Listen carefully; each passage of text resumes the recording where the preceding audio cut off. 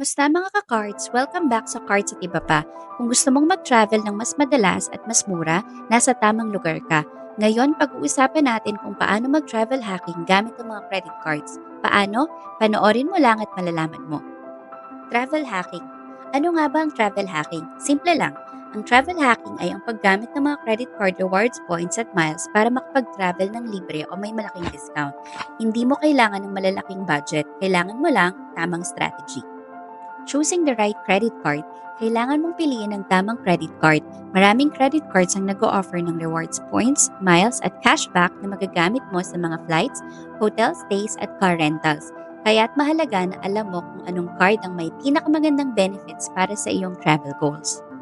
Halimbawa, may mga cards na nagbibigay ng bonus points kapag nag-sign up ka, katulad ng mga cards na may 30,000 to 50,000 miles bonus. Iyan ang mga cards na makakatulong sa iyo para makapag-book ng flights ng mas mura.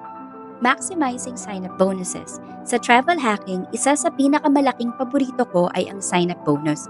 Kung makakakuha ka ng credit card na may malaking sign-up bonus, pwede kang makakuha ng libo-libong points o miles sa unang purchases mo.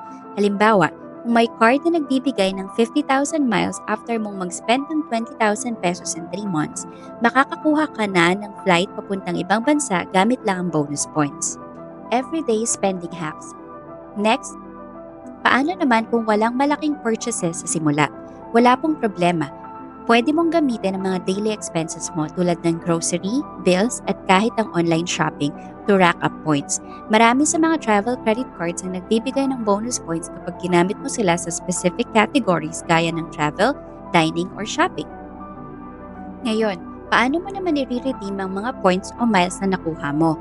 Depende sa card issuer, pero kadalasan, pwede mong i-redeem ang iyong rewards for flights, hotel stays, at car rentals. May mga cards din na may partnership sa iba't ibang airlines at hotel chains, kaya mas madali kang makakapili ng destinasyon. Ito naman ang ilang tips na dapat mong tandaan. Una, iwasan ang overdue payments dahil magkakaroon ka ng interest charges na makakasira sa iyong rewards. Pangalawa, gamitin ang mga bonus categories at promotions para makuha ang maximum value sa iyong rewards. At yan ang mga basic steps ng travel hacking gamit ng credit cards. Kung gusto mo pa ng mga tips and tricks, don't forget to like, share, and subscribe dito sa Cards at Iba Pa.